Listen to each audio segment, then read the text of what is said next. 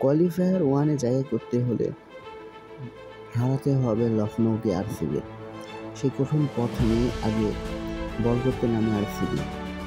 Mitchell Marsh, Rishabh পান্তের batting তাণ্ডবে জ্বলে পড়ে সার্কার আরসিবির বোলিং লাইন আপ। ২৭ কোটি ঋষভ জ্বলে ওঠে শেষ ম্যাচে।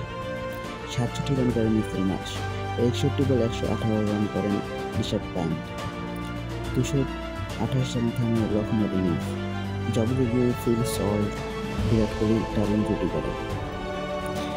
ফিল সল্ট ডুবে ফিরে যান, 50 করেন বিরাট কোহলি। ৫৬ রানে বিদায় নেন বিরাট। তবে ওজনের জিতেশ শর্মা, মায়াঙ্ক আগারওয়াল মিলে অবৈধ জুটি করে দলকে জিতিয়ে ম্যাচ ছাড়েন।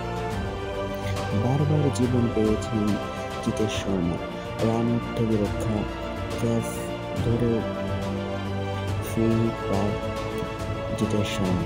শেষ পর্যন্ত ৮৫ রানের ম্যাচ উইনিং নক খেলে আরসিবিকে কোয়ালিফায়ারে জায়গা করে দেয় জিতেশ শর্মা।